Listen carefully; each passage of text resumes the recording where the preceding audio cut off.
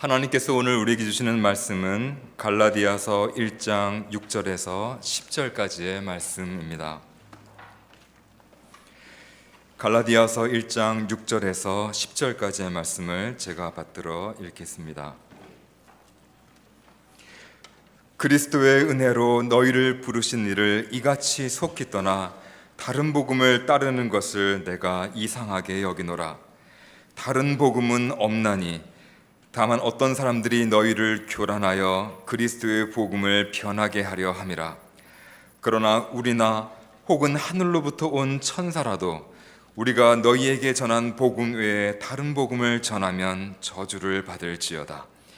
우리가 전에 말하였거니와 내가 지금 다시 말하노니 만일 누구든지 너희가 받은 것 외에 다른 복음을 전하면 저주를 받을지어다. 이제 내가 사람들에게 좋게 하랴 하나님께 좋게 하랴 사람들에게 기쁨을 구하랴. 내가 지금까지 사람들의 기쁨을 구하였다면 그리스도의 종이 아니니라. 아멘. 오늘부터 설교 말씀을 갈라디아서 말씀을 중심으로 나누겠습니다.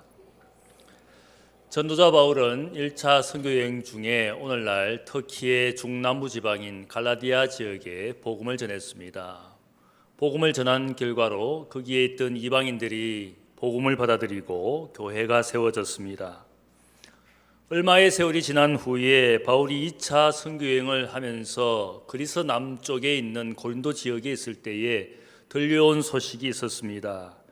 갈라디아 지역을 바울이 떠난 후에 교회가 새로운 복음 전도자들에 의해서 가르침을 받았는데 그것 때문에 교회가 영적으로 혼란에 쌓였습니다. 그들이 받아들인 복음, 그들이 가진 믿음이 흔들리고 있었습니다. 새로운 전도자들인 유대인 전도자들이 갈라디아 교회 교인들에게 바울이 전한 복음만으로는 구원을 받을 수 없다. 이방인들이지만 이제 복음을 받아들인 사람은 유대인처럼 할례를 받고 율법을 지켜야 한다라는 이 가르침 때문에 교인들이 혼란에 쌓였습니다. 이런 상황을 듣게 된 사도 바울은 긴급하게 갈라디아 교회 교인들에게 편지를 썼습니다. 그들이 받아들인 복음이 무엇인지, 그들이 가지게 된 믿음이 무엇인지를 다시 가르쳐주는 것이 갈라디아서의 내용입니다. 본문 1장 6절을 보면 사도 바울이 분명히 말합니다. 오직 그리스도의 복음만이 있고 지금 갈라디아 교인들이 따라가는 그 복음은 다른 복음이다 라고 말하고 있습니다. 갈라디아 교회를 어지럽히고 혼란스럽게 하는 다른 복음은 곧 가짜 복음이라는 것입니다. 결코 교회가 그리스도인들이 받아들일 수 없는 복음임을 말하고 있습니다. 우리가 신앙생활을 건강하고 바르게 하기 위해서는 진짜와 가짜를 잘 구별해야 됩니다. 바울을 대신해서 에베소 교회에서 목양을 하던 젊은 사역자 디모데에게 큰 어려움이 닥쳤습니다. 거짓 선생들이 교회 안에서 새로운 가르침을 주었는데 그것 때문에 교회가 혼란스러워지고 젊은 사역자 디모데는 목양을 하기가 어렵게 되었습니다. 젊기 때문에 경험이 부족하기 때문에 이 어려운 문제를 어떻게 해결해야 될지 힘들어할 때에 그의 믿음의 아버지가 되는 사도 바울은 디모데에게 권면을 합니다. 디모데후서 2장 15절을 보면 권면하기를 너는 진리의 말씀을 옳게 분별하며 부끄러울 것이 없는 일꾼으로 인정된 자로 자신을 하나님 앞에 드리기를 힘쓰라 이렇게 권면했습니다. 혼란스러울 때 더욱더 영적인 분별력이 필요합니다. 진짜와 가짜를 잘 구별해서 진짜를 따라가도록 할 때에 신앙은 건강해지고 신앙은 바르게 되는 겁니다. 우리 시대가 어려운 것은 진짜와 가짜가 섞여 있기 때문에 누가 참 목자인지 누가 가짜 목자인지 무엇이 참 복음인지 무엇이 가짜 복음인지 교인들도 혼란스러울 수밖에 없는 시대입니다. 가짜는 진짜를 모방하고 위장하기 때문에 웬만한 사람들은 구별하기가 어려운 겁니다.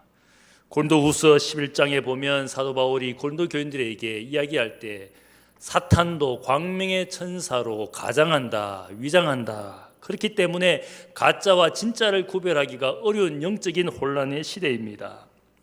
하지만 전문가들은 가짜를 진짜로부터 잘 구별해냅니다. 왜냐하면 전문가들은 진짜를 잘 알고 있기 때문입니다. 예를 들면 모조품 가방은 겉으로는 유사하지만 흡사하지만 전문가들은 진짜와 가짜를 잘 구별해낼 수 있습니다. 왜냐하면 그들은 진짜를 잘 알고 있기 때문입니다. 진짜 가방의 재질이나 혹은 무게나 진짜라면 그 미세한 바느질이 어떻게 되어 있는지 혹은 태그에 붙어 있는 시리얼 넘버가 무엇이 시리얼 넘버인지 정확하게 알고 있습니다. 수십 가지 진짜라면 가져야 될 그런 기준들을 이 전문가들은 잘 알고 있습니다. 그래서 당연히 가짜를 잘 구별해냅니다. 진짜를 잘 알게 되면 가짜는 저절로 구별되어지는 겁니다. 은행 직원들은 아마 제가 생각할 때 누구보다 위조 지폐를 잘 발견할 수 있을 겁니다. 왜 그렇습니까? 그들은 매일매일 진짜 지폐를 만져보고 눈으로 보고 있기 때문에 가짜 지폐를 잘 알게 되는 겁니다. 진짜를 많이 만져볼수록 경험할수록 보게 될수록 가짜를 구별할 수가 있는 겁니다. 그 말씀은 우리가 신앙생활을 할 때 진짜 복음, 진짜 말씀, 진정한 진리를 잘 알고 있으면 진짜를 잘 체험하고 있으면 교회 안에 들어와 있는 혹은 우리 신앙생활에 늘 유혹하고 있는 가짜를 구별해낼 수가 있습니다. 안타까운 것은 한국 교인들이 가짜에 많이 유혹됩니다. 왜 그런 일들이 일어납니까? 왜 교회 안에 수많은 사이비 이단들이 판치고 있는 겁니까? 그 이유가 무엇이겠습니까? 한 가지밖에 없습니다.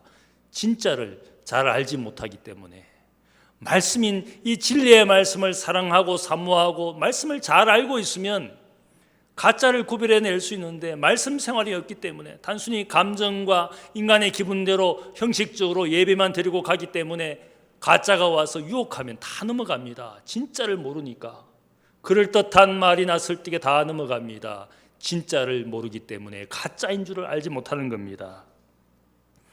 바울은 누구보다 복음이 무엇인지를 잘 알고 있었기 때문에 이 갈라디아 교회 교인들이 따라가는 복음이 다른 복음이고 가짜 복음이라고 말하고 있습니다. 복음의 핵심을 너무나 잘 알고 있었기 때문에 자신이 받아들이고 전파하는 복음, 그것이 진짜인 줄을 그가 분명히 알고 있기 때문에 그가 그 복음을 말하기를 오늘 말씀을 보면 그리스도의 복음이다 이렇게 말했습니다. 그리스도의 복음, 바울이 전하는 복음은 그리스도의 복음이라고 그가 분명히 확신 있게 말하고 있습니다.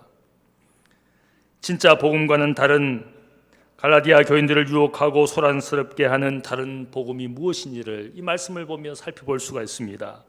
6절 말씀을 보면 바울이 말합니다. 그리스도의 은혜로 너희를 부르신 이를 이같이 속히 떠나 다른 복음을 따르는 것을 내가 이상하게 여기노라. 다른 복음은 없나니, 다른 복음은 없다. 여기에 다른 복음이란 말이 계속 나옵니다. 첫 번째 다른 복음을 따라간다. 그 다르다라는 헬라어는 헤테로스라는 단어를 쓰고 있습니다. 이 헤테로스라는 단어는 질적으로 다른, 종류가 다른 그런 뜻을 가지고 있습니다. 예를 들면 제가 지금 설교하는 이 강대상은 강화유리로 만들어져 있습니다. 여러분이 앉아있는 의자는 나무 의자입니다. 나무와 유리는 질적으로 종류가 다른 것입니다. 그래서 이때 우리가 다르다라고 표현할 때는 질이 다른, 본질이 다른 헤테로스라는 그런 다른다라는 뜻을 가지고 있습니다.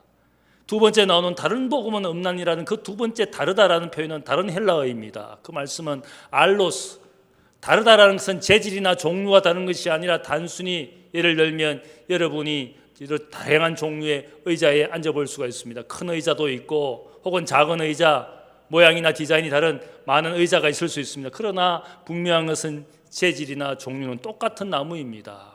두 번째 사용하는 그 다르다라는 알로스라는 단어를 쓰고 있습니다. 이 말씀은 지금 너희들이 따라가는 그 다른 복음이라는 것은 알로스 다른 복음이 아니라 전적으로 종류와 본질이 다른 그런 복음을 너희가 지금 따라가고 있는 것이다. 그렇게 말하고 있습니다.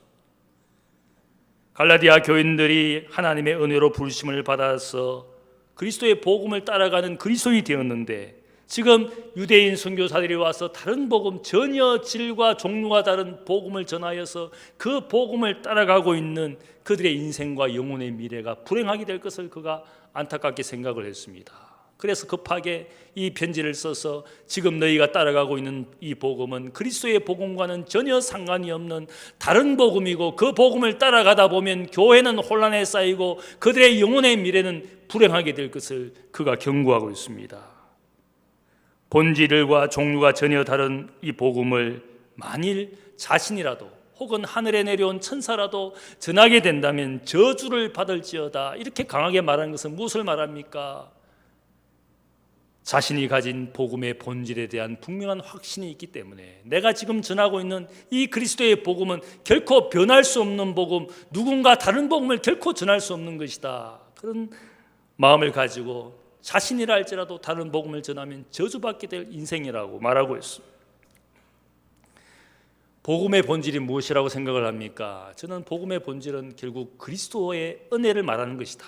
그리스도의 은혜. 그리스도의 은혜가 무엇입니까? 사도 바울은 여기에 은혜라는 말을 갈라디아서에 많이 사용합니다. 그리스도의 은혜, 하나님의 은혜, 은혜로 너희를 부르시니 1장 1절부터 거기에 보면 말씀이 특별히 그가 강조하는 말씀은 은혜라는 말을 강조하고 있습니다. 1장 4절을 보면 그리스도께서 하나님 곧 우리 아버지의 뜻을 따라 이 악한 세대에서 우리를 건지시려고 우리 죄를 대속하기 위하여 자기 몸을 주셨으니, 은혜라는 것을 설명하기 위해서 한 가지 그가 핵심적으로 이야기하는 것은 우리의 죄를 위하여 자기 몸을 주신 예수 그리스도의 희생의 죽음, 대속의 죽음, 그것이 은혜라는 겁니다. 은혜라는 말은 흔히 우리가 한마디로 이야기하면 대가를 치룬 희생이다, 대가를 치룬 사랑이다. 그것을 우리가 은혜라는 겁니다. 은혜라는 것은 아무 갑자기 주어지는 그냥 주어진 공짜 선물이 아니라 누군가 그 선물을 주기 위하여 대가를 치루었기 때문에 우리가 그것을 은혜라고 말하는 겁니다. 사도 바울은 자신이 사도로 사는 이 모든 것이 하나님의 은혜라고 생각했어. 자신이 지금 사도의 삶을 사는 이 모든 것들도 예수 안에 살게 된 삶이라고, 자기 몸을 버리사 자기를 사랑하신, 내가 사는 것이 아니라 그리스도께서 내 안에 사시는 것이다. 그분이 우리를 위하여 자신을 위하여 희생하여 주셔서 이제는 내 인생에 그분이 주인 되어 주신 이 은혜 가운데 내가 사는 것이다. 갈라디아서 2장 20절에 보면 내가 이제 육체 가운데 사는 것은 나를 위하여 자기 몸을 버리신 예수 그리스도 하나님의 아들을 믿는 믿음 안에서 사는 것이다. 그것의 핵심이 무엇입니까? 예수가 나를 위하여 대신 죽으시고 내 안에 주인 되셔서 살아계시는 이것이 하나님의 은혜이고, 내가 이 하나님의 은혜를 결코 패할 수 없는 것이다. 2장 21절의 말씀을 보면 이러한 은혜를 받았는데 내가 더 이상 이 은혜를 은혜되게 살아야 되는데 이제는 은혜를 패하는 삶이 아니라 은혜를 은혜되게 하는, 그래서 영어로 그런 말을 씁니다. Grace to be grace. 은혜가 은혜 되기 위하여 사는 것이다. 은혜를 알기 때문에, 그 은혜 때문에 내가 사는 것이다. 은혜가 은혜 되도록 내가 은혜의 자녀가 된 것을 사는 그 삶을 은혜의 삶이라 말하고 있습니다. 가짜 복음은 한마디로 말하면 은혜가 역사하지 않는 복음이라 할 수 있습니다. 은혜와 상관없이 은혜는 은혜고 내가 사는 인생은 내가 사는 인생이고 그런 것이 아니라는 겁니다. 은혜는 인생을 바꾸어가고 인생을 부르시는 것이 바로 복음의 역사라고 말하고 있습니다. 몇 년 전에 기독교 잡지에서 그런 글을 남겼습니다. 지금 기독교의 복음을 위협하는 세 가지는 물질주의, 또 하나는 인간의 자만, 프라이드, 자랑, 또 한 가지는 인간의 이기심. 이 세 가지가 기독교의 복음을 위협하고 있다. 실질적으로 오늘 교회 안에 우리의 신앙생활에 물질주의, 배금주의, 혹은 인간의 자랑, 육신의 자랑, 혹은 자기밖에 모르는 그런 신앙, 그 모든 것들이 기독교의 복음을 변질되게 하고 있지 않습니까? 교회 안에 들어와 있는 수많은 배금주의, 세속주의, 혹은 사람들이 성공을 자랑하고 성장을 자랑하고 자기가 사람 앞에 인정받기를 원하는 그런 것 때문에 수많은 다툼들이 일어나지 않습니까? 복음이 과연 그런 것이냐? 결코 그렇지 않습니다. 이러한 모든 복음을 변질되게 하는 것들이 바로 이 거짓 선생들이 전하는, 그것 때문에 교회가 흔들렸습니다. 사람들의 믿음이 흔들렸습니다. 복음의 내용을 변질되게 한 것은 결국 거짓 선생들이 가르쳐준 육신의 자랑, 유대인처럼 살아야 된다, 할례로 육신의 모양에 표를 내어야 된다, 우리는 자격이 있는 사람인데 저 바울은 자격이 없는 사람이다, 우리는 예루살렘 교회로부터 인정받아가지고 사람들에게 복음을 전할 수 있는 자격을 가진 유대인이고 배운 것이 있는 사람이고, 그 모든 것들이 교회를 혼란스럽게 했어. 오늘 교회가 가진 수많은 탐욕적인 모습 때문에 어쩌면 교인들 사이에서도 수많은 어려움들이 있어. 한 아이가 500원짜리 동전을 가지고 놀다가 거실에 놓여있는 고려청자 그 구멍 안으로 동전이 빠져버렸습니다. 이 아이가 놀라서는 그 동전이 아까워가지고 작은 손을 넣어서 고려청자 구멍으로 손을 넣었습니다. 넣기는 넣었는데 뺄 수가 없는 겁니다. 아이가 난리가 났습니다. 울고 불고 난리가 났습니다. 아이의 울음소리를 듣고 부모가 방에 있다가 나와보니까 아이가 고려청자 구멍에 손을 넣었다가 뺄 수가 없는 겁니다. 아이가 계속 울고 온갖 방법으로 손을 빼보려고 했는데 빠지지가 않는 겁니다. 그래서 결국은 아이는 자꾸 울고 나중에는 경기를 일으키니까 부모가 급한 마음에 망치를 들고 그 비싼 고려청자를 깨트렸습니다. 깨트리고 보니까 아이가 보니까 주먹을 넣었는데 500원짜리 동전을 쥐고 주먹을 쥐고 있는 겁니다.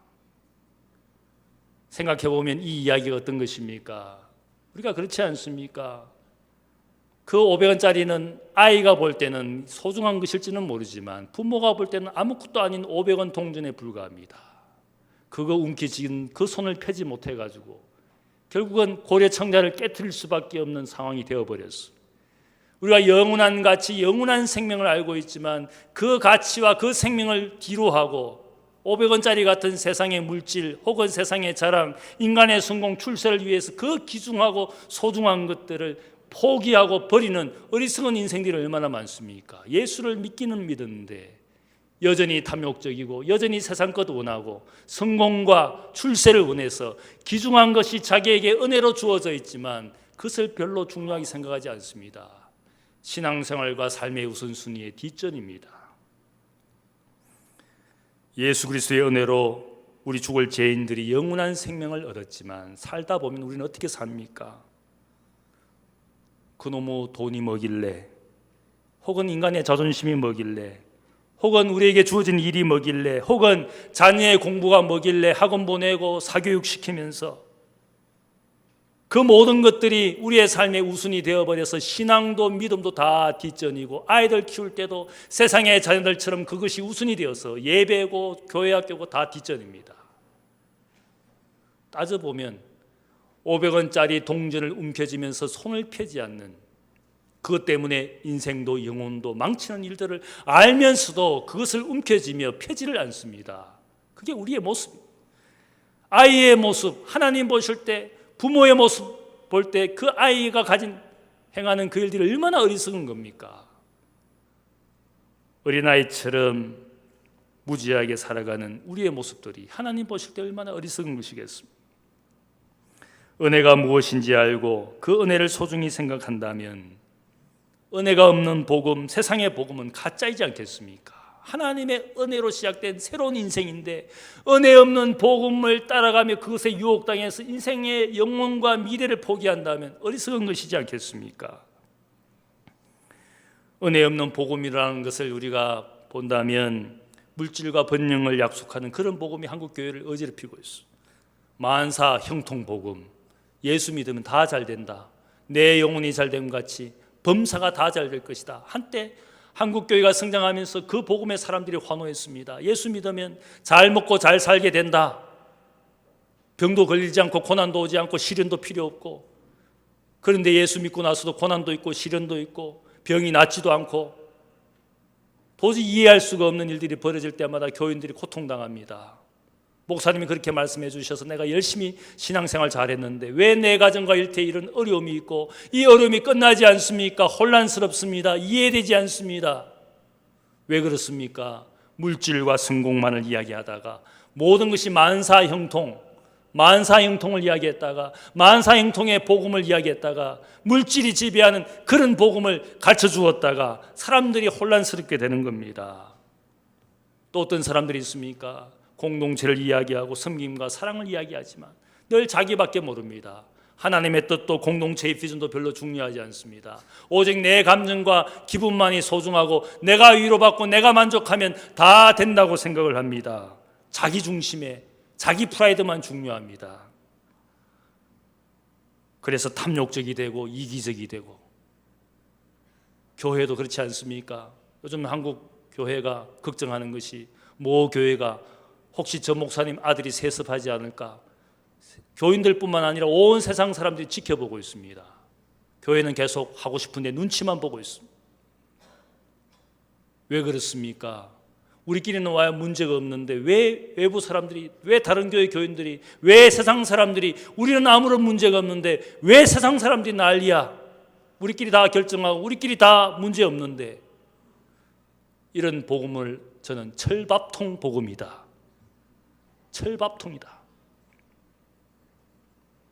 나만 괜찮고 우리 교회만 괜찮으면 괜찮은 게 아니라, 복음이라는 것은 무엇을 이야기합니까?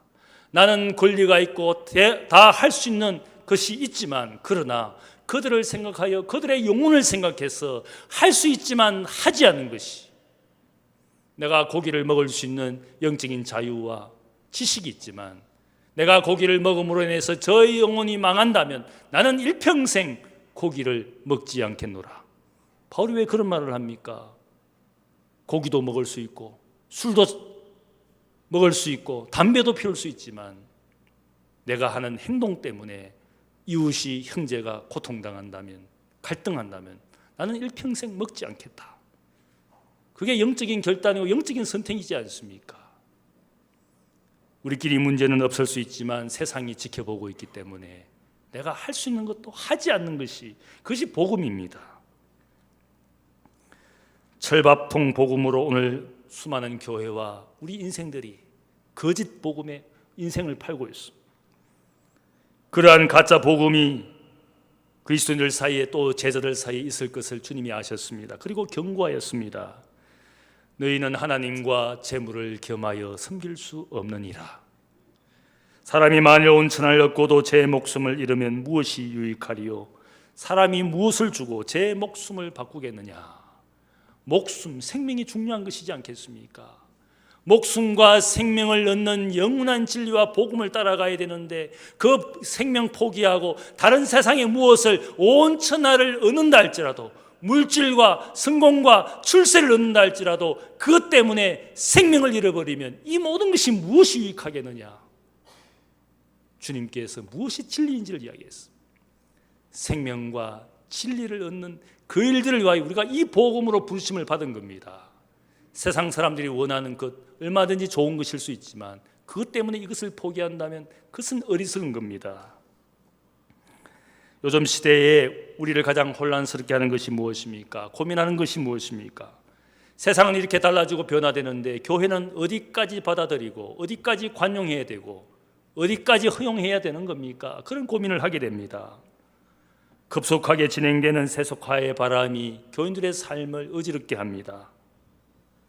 그래서 세상의 변화를 따라서 교회도 그 변화에 대처해야 되는데, 예를 들면 교회당을 짓는데 옛날에는 그냥 교회당 예배당처럼 지었습니다.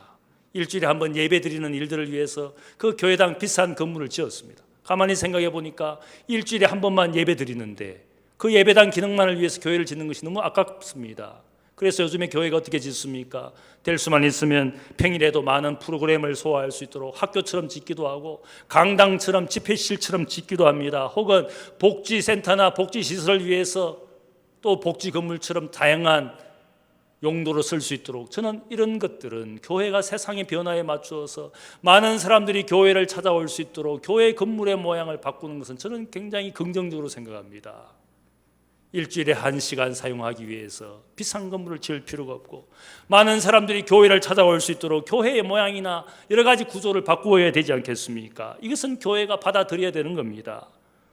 영상 매체를 이용하고 컴퓨터를 이용하는 그런 프로그램들도 교회가 이용할 줄 알아야 됩니다. 세상의 변화에 맞춰서 교회는 준비를 해야 됩니다. 그럼에도 불구하고 우리가 지켜가야 될 것이 있습니다. 사도 바울은 이것이 아름다운 전통을 지켜라. 교회가 세상에 말하는 가치는 세상이 아무리 바뀌어도 지키고 보존해야 될 가치가 또한 있습니다. 그것이 어떤 겁니까? 요즘 우리 시대가 혼란스러운 것은 결혼을 기피합니다. 청년들이 결혼하는 것을 두려워합니다. 보육에 걱정을 하고 교육에 걱정을 하다 보니까 아이 낳는 것을 싫어합니다. 심지어는 이제는 결혼하는 것도 늦추고 있습니다. 하지만 분명한 것은 그런 세상의 변화에도 불구하고 기독교의 가치는 무엇입니까? 결혼을 권장합니다. 가정이 소중하다고 말합니다. 왜냐하면 하나님이 홀로 사는 것보다 둘이 함께 사는 것을 원하셨습니다. 그것이 인간의 행복이기 때문에. 지금 독신 세대가 늘어가는 것을 보면서 사람들이 걱정합니다. 독신으로 살다가 쓸쓸하게 죽는 일본 사람들이 지금 걱정하는 것이 그렇지 않습니까? 800만, 900만 세대가 지금 집이 비어있다 그럽니다. 혼자 살다가 죽으니까 그 집을 누구인가 줄 수가 없으니까 그냥 정부가 관리할 수밖에 없습니다. 인구 비율 중에 이제는 독신 세대가 압도적으로 많이 차지하고 있습니다. 독신으로 사는 것, 여러 가지 상황에 의해서 내가 독신으로 살았다, 다 이해는 하지만 기독교는 어떻게 이야기해야 되겠습니까? 결혼과 가정을 소중하게 생각하도록. 여러 가지 사회적인 압박이 있지만 그래도 홀로 사는 것보다 둘이 사는 결혼과 가정을 소중하게 여기는 외침이 교회로부터 나와야 되지 않겠습니까? 하나보다는 둘이, 둘보다는 셋이, 더 많은 사람들이 함께하는 공동체의 가치를 우리는 이야기합니다. 그것이 교회입니다. 교회는 공동체입니다. 기독교 신앙은 공동체 신앙입니다. 혼자 수행하고 혼자 도를 닦고 혼자 자기 만족하는 그런 신앙이 아닙니다. 함께하면서 서로 사랑하고 서로 섬기고 문제가 있으면, 죄가 있으면 서로 용서하고 용서받는 용서와 사랑과 섬김의 가치를 위해서는 공동체를 이야기하지 않을 수 없습니다. 그러나 기독교 신앙을 가지고 있으면서 혼자만 열심히 잘 사는 분이 있습니다. 저는 목사로서 그분이 잘 산다고 결코 말하지 않습니다. 잘못 살고 있습니다. 성경은 홀로 잘 사는 것, 그거 원하지 않습니다. 둘이 살고 셋이 함께하고 두세 사람이 주의 이름으로 모여 기도하고 서로를 가르치고 서로 배우고 서로 사랑하고 서로 존경하고 서로 이해하는, 함께 살면서 일어나는 수많은 문제를 피하라고 하는 것이 아니라 그 문제를 가지고 기도하고 용서하는 법을 배우고 사랑하는 법을 배우는, 그것이 기독교의 가치입니다. 생명보다 물질을 귀하게 여기는 것을 교회는 받아들이지 않습니다. 남자와 여자가 만나 결혼을 하고 가정을 이루는 것을 교회가 가르칩니다. 남자가 남자를 만나고 여자가 여자를 만나고 서로 성적으로 사랑하고 결혼하는 것, 교회는 결코 가르치지 않습니다. 며칠 전에 성소수자 축제, 퀴어 축제를 하면서 온 나라가 점점 더 그 축제를, 정부도 이제는 정부의 기관이 거기에 참여하고 수많은 사람들이 마치 성소수자의 인권을 위해서 더 선진 사회가 되고 혹은 더 인권이 보장된 사회인 것처럼 보여주기 위해서 그 축제를 벌이고 있습니다. 그러나 우리는 분명히 말합니다. 기독교는, 하나님의 말씀은 남자가 남자를 만나고 여자가 여자를 만나서 결혼하고 가정을 이룬다고 해서 생육하고 번성할 수가 없는 겁니다. 창조주가 인간을 창조할 때 생육하고 번성하여 땅에 충만하라. 남자 둘이 아무리 손잡고 있어봐야 생육하고 번성하지 않습니다. 여자 둘이 아무리 사랑해도 생육하고 번성할 수가 없습니다. 진정한 가정이 만들어지지 않습니다. 창조주의 뜻 가운데 인간이 행복하게 되는 기쁨은 단순히 성적인 기호를 따라서 인간이 행복하게 되는 것이 아니라 건강한 가정, 건강한 사회는 남자와 여자가 서로 사랑하고 존경하고 가정을 이루어갈 때 거기에서 태어난 아이들이 엄마와 아빠가 누구인지를 분명히 알 때, 아버지의 존재, 어머니의 존재, 남자의 역할, 여자의 역할이 분명할 때 혼란이 없는 겁니다. 혼란을 조장하는 그 어떤 가르침을 교회는 가르쳐주지 않습니다. 여성의 인권이 중요합니다. 그래서 낙태를 합법화시켜야 된다. 프로초이스 운동도 벌어집니다. 그러나 그것보다는 성경의 가르침은 우리에게 아이를 낳는, 출산하는 프로크리에이션, 아이를 낳지 않는 것이 아니라 아이를 낳는 것이 창조주의 뜻이기 때문에 우리는 프로초이스가 아니라 프로크리에이션, 창조주의 뜻을 따라서 아이를 낳는 것이, 그것이 건강한 사회를 만들고 땅에 생육하고 번성하는 창조주의 기쁨일 뿐만 아니라 인생의 행복이라고 우리는 믿는 겁니다. 동성애나 동성결혼을 우리가 폭력적으로 저주하거나 폭력을 행사한다면 그것은 잘못된 겁니다. 그렇다고 해서 동성애나 동성결혼을 우리는 받아들이지 않습니다. 제가 미국에서 공부할 때 보니까 미국 신학생들과 이 동성애 주제를 가지고 이야기해 보면 한 80%가 동성애를 찬성합니다. 거기에는 동성애자도 있습니다. 저는 구시대 유물처럼 끝까지 반대합니다. 저는 여전히 그 부분에 있어서는 구시대 유물입니다. 목사님, 목사님 좀 진보적인 목사님인 줄 알았는데 아직도 구시대의 유물이네요. 그렇게 생각할지 모르겠어. 동성애나 혹은 동성애 여러 가지 일들이 역사가 최근의 것은 아닙니다. 오랜 역사를 가지고 있습니다. 심지어는 그 동성애를 시대나 사회가 문화적으로 용납한 그런 시대와 사회가 있었습니다. 성경도 그런 시대에 있었습니다. 그럼에도 불구하고 하나님의 말씀은 결코 동성애를 용납하지 않습니다. 동성애를 저주하는 것이 마치 성경의 한 시대의 문화에 불과한 것처럼 이야기할지 모르지만 그렇지 않습니다. 성경은 언제까지나 동성애 시대와 문화가 있었지만 성경은 그것을 원하지 않았습니다. 하나님은, 창조주 하나님은 인간이 생육하고 번성하는 그것이 창조주의 기쁨이고 행복이기 때문에 결코 동성애를 용납하지 않았습니다. 그것을 말하는 것은 저는 거짓 복음이라고 생각합니다. 인권을 이야기하고 소수자를 보호한다는 좋은 구실을 갖지만 저는 그것이 결코 복음이라고 생각하지 않습니다. 본질이 같은 다른 복음이라면 괜찮습니다. 교회도 변화되어야 되기 때문에. 하지만 그리스도의 은혜를 헛되게 하고 인생에게 주시는 하나님의 참된 복이 아니라면 본질이 다른 복음은 결코 용납할 수가 없는 겁니다. 다른 복음은 존재하지 않습니다. 그리스도의 은혜가 역사하는 복음, 그것을 우리가 복음이라고 부릅니다. 바울은 그것을 진짜 복음, 그리스도의 복음이라고 말하고 있습니다. 그리스도의 은혜가 있는, 그래서 오늘 말씀을 보면 은혜가 역사하는 복음, 자신의 인생을 하나님의 은혜로 불러주신 복음, 이 은혜가 왜 인생을 부르시는지, 하나님의 은혜는 우리의 인생의 삶을 바꾸어 가는 것이고 우리에게 부르심을 줍니다. 은혜는 은혜, 내 인생은 내 인생 그것이 아니라 은혜를 아는 인생은 거기에 하나님의 부르심을 느끼게 되어 있습니다. 목사님만 소명이 있습니다. 선교사님만 소명이 있습니다. 그렇지 않습니다. 하나님의 은혜는 모든 인생을 부르실 때 거기에 부르심을 생각하게 되어 있습니다. 내 일과 직업과 혹은 가정에서 거기에도 하나님의 부르심이 있습니다. 은혜 때문에 내 가정을 소중히 여기고 내 남편을 소중히 여기고 내 아내를 소중히 여기는 것이고 내 자녀의 영혼을 생각합니다. 내게 주신 하나님의 은혜가 그렇게 살게 하는 겁니다. 내게 주신 은혜 때문에 내가 가진 일과 직업을 소중하게 생각합니다. 그 일과 직업 속에서 만나는 수많은 사람들이 소중하게 여기지고 그들의 영혼이 중요하게 되고 맡기신 일들이 주님의 일처럼 소중하게 여기집니다. 그것이 은혜로 부르신 삶입니다. 은혜는 은혜, 인생은 인생, 전혀 다른 것이 아닙니다. 1장 1절의 말씀을 보면 사람들에게서 난 것도 아니요 사람으로 말미암은 것도 아니요 오직 예수 그리스도와 그를 죽은 자 가운데서 살리신 하나님 아버지로 말미암아 사도된 나 바울은 하나님의 은혜로 내가 사도되어 이 사도의 삶을 살고 있다. 은혜 때문에 소명의식이 너무나 분명한 사도 바울입니다. 하지만 거짓 승생들은 소명으로 은혜 때문에 복음을 전하는 것이 아니라 자기 신처럼 유대인처럼 살라고 할례를 전하고 있습니다. 자기를 자랑하고 육체를 자랑하고 유대인됨을 자랑하고 율법 지키는 것을 자랑하고 인간의 프라이드와 인간의 혈통과 누군가처럼 살아야 된다라고 결국 자기를 표시내는 복음이었습니다. 그러나 분명한 것은 사도 바울은 말합니다. 10절 말씀을 보면 내가 사람들에게 좋게 하랴 하나님께 좋게 하랴 사람들에게 기쁨을 구하랴 내가 지금까지 사람들의 기쁨을 구하였다면 그리스도의 종이 아니라.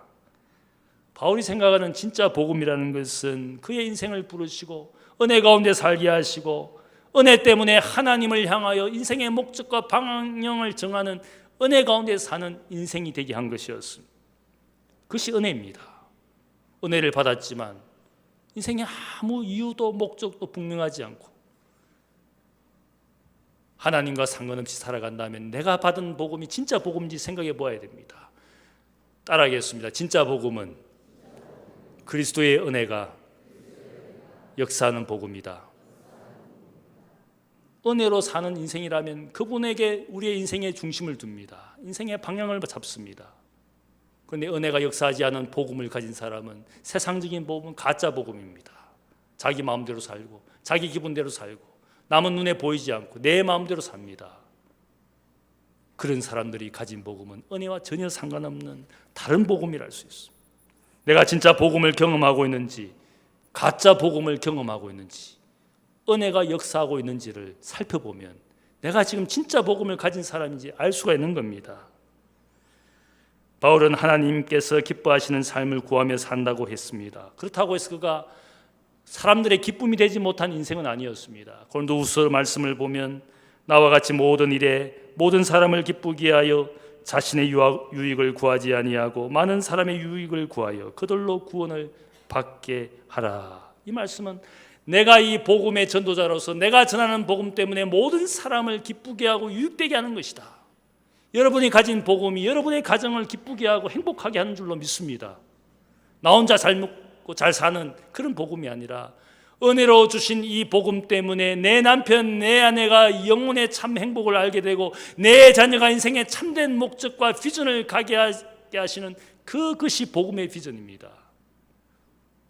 결국 사람을 기쁘게 하고 사람을 행복하게 만드는 것이 진짜 복음이지 않겠습니까? 이 복음을 받았는데, 은혜의 복음을 받았는데 세상 나가서 직장에서 일터에서는 내가 하나님 믿는지 안 믿는지 표시도 내지 않고 하나님의 자녀인지 그리스도인인지 세상 나가면 주눅 들어서 말도 못하고 예수 믿기는 믿었는데 가정에 돌아가면 남편이 무서워서 아내가 무서워서 내가 믿는 것 무엇이라고 희롱당할까 조롱당할까 무서워서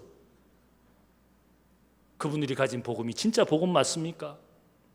내가 가진 복음이 그렇게 내가 말할 수 없을 정도로 값싼 복음입니까? 내 생명을 구원해 주시고 모든 사람들의 기쁨과 행복이 되게 하시는 그리스도의 복음인데 그 복음을 부끄러워하고 있다면 여러분이 가진 복음은 가짜 복음입니다. 사도 바울은 말합니다. 나는 복음을 부끄러워하지 아니하노니 나를 위하여 십자가에 못 박히신 그리스도를 자랑한다. 나는 십자가 외에 자랑할 것이 없다. 왜 그렇게 고백하고 선포합니까? 내가 가진 복음이 진짜 복음이니까. 인생의 기쁨이고 인생의 행복이고 하나님의 영광이 되는 내 가정과 일터를 바꾸고 기쁨을 줄 그런 복음이기 때문에 자랑하고 전하는 것입니다. 여러분의 가진 복음이 가정의 기쁨이 되고 일터의 기쁨이 되고 세상의 유익이 되는 줄로 믿습니다. 진짜 복음, 은혜가 역사하는 복음, 그 복음 때문에 내가 하나님의 영광을 위하여 사는 그런 인생, 하나님이 그렇게 불러주시지 않았습니까? 은혜 때문에 내가 그리스도인이 되고 은혜 때문에 사는 것이고 은혜 때문에 하나님을 향하여 하나님의 기쁨이 되도록 사는 겁니다. 은혜가 역사하는 참된 믿음, 소명을 주는 복음, 인생에 참된 기쁨을 주는 그런 복음으로 살아가시는 성도가 되시기를 주님의 이름으로 축복합니다. 기도하겠습니다. 사랑의 아버지 하나님 감사합니다. 하나님 아버지, 은혜로 주신 이 복음을 알고 이것이 참된 복음, 진짜 복음이기에 자랑하고 전합니다. 세상 앞에 주눅들지 않습니다. 복음으로 은혜로 부르심을 받아 하나님의 자녀가 되고 그리스도인 된 것을 세상에 증언하는 하나님의 사람 되게 하여 주옵소서. 가정을 살리고 인생의 비전과 꿈을 주시고 또한 많은 사람들의 행복이 되는 이 복음을 사랑하는 교회가 사랑하고 증거하며 또 이 복음이 주시는 참된 가치를 지키며 이것을 사람들에게 전하는 저들 되기를 원합니다. 수많은 영적인 혼란과 방종에서도 아름다운 가치와 전통을 지키는 교회와 그리스도인 되기를 원합니다. 하나보다는 둘이 낫고 둘보다는 셋이 나음을 믿습니다. 함께하는 공동체, 비전을 나누는 공동체로 지역사회와 또 이 캠퍼스 안에서 우리의 가정에서 일터에서 복음의 전도자로 쓰임받는 모든 종들이 되게 하여 주옵소서. 감사하며 예수님의 이름으로 기도하옵나이다. 아멘.